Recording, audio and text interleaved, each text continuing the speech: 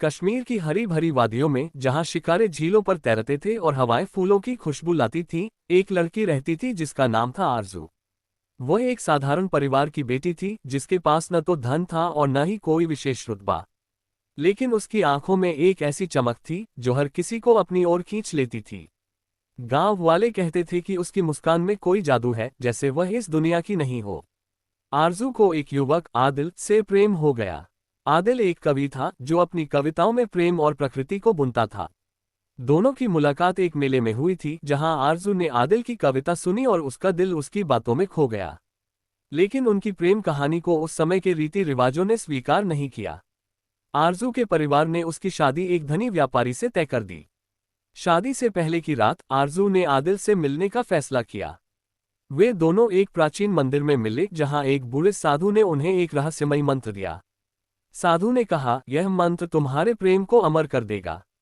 तुम हर जन्म में एक दूसरे को ढूंढ लोगे, लेकिन हर बार तुम्हें अपनी कहानी को पूरा करने का एक नया मौका मिलेगा। उस रात एक दुखद दुर्घटना में दोनों की मृत्यु हो गई जब वे मंदिर से लौट रहे थे और एक भूस्खलन में फंस गए।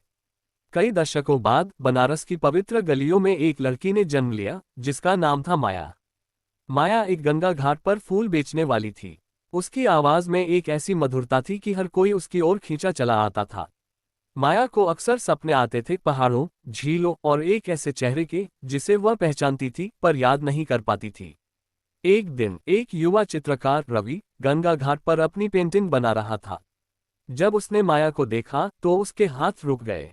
उसने कहा, मैंने तुम्हें पहले कहीं देखा है। माया ने हंसकर टाल दिया, लेकिन रवि की आंखों में वही चमक थी जो उसे अपने सपनों में दिखती थी। दोनों में दोस्ती हुई और जल्द ही ये दोस्ती प्रेम में बदल गई। रवि ने माया को बताया कि वह एक ऐसी पेंटिंग बनाना चाहता है जो अमर हो। माया ने उसका साथ दिया और दोनों ने मिलकर एक चित्र बनाया जिसमें एक लड़की और एक युवक एक प्राचीन मंदिर के सामने खड़े थे। जब पेंटिंग पूरी हुई, माया को अचानक अपने पिछले जन्म की यादें आने लगीं। उसने रवि को गले लगाया और कहा, हम पहले भी मिले हैं आदिल। लेकिन इससे पहले कि वे अपनी कहानी को पूरा कर पाते, स्वतंत्रता संग्राम के दौरान एक हिंसक झड़प में दोनों की जान चली गई। वर्ष 2025 में दिल्ली की चहल पहल भरी सड़कों पर एक युवती रहती थी जिसका नाम था नायरा। नायरा एक लेखिका थी जो रहस्यमयी और आध्यात्मिक कहानियां लिखती थी। उसे हमेशा लगता था कि उसकी कहानियां कोई और लिख रहा है, जैसे कोई उसकी आत्मा के माध्यम से अपनी कहानी सुना रहा हो। एक दिन एक साहित्यिक उत्सव में नायरा की मुलाकात एक पत्रकार आरव से हुई। आरव ने नायरा की किताब पढ़ी थी और कहा, तुम्हारी कहानियां ऐसी हैं जैसे तुम कई जन्मों की यादें लिख रही हो। नायरा को ये बात अजीब लगी, लेकिन आरव के साथ समय बिताने पर उसे एक अजीब सी सांत्वना मिलती थी। एक रात नायरा को एक सपना आया जिसमें वह एक मंदिर में थी और एक साधु उसे वही मंत्र सिखा रहा था। उसने आरव को इस सपने के बारे में बताया। आरव ने कहा, शायद ये हमारी कहानी का अंतिम अध्याय है। दोनों ने मिलकर उस मंदिर की खोज शुरू की जो अब एक खंडहर बन चुका था। वहां पहुंचकर नायरा को अपने सारे पिछले जन्मों की यादें आ गईं। उसने आरव का हाथ थामा और कहा, इस बार हम अपनी कहानी पूरी करेंगे। नायरा और आरव ने उस मंदिर में एक छोटा सा समारोह किया जहां उन्होंने साधु के मंत्र को दोहराया। इस बार कोई दुर्घटना नहीं हुई।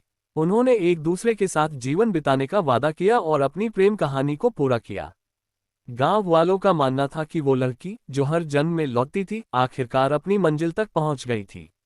ये कहानी हमें सिखाती है कि सच्चा प्रेम समय और जन्मों की सीमाओं से परे होता है।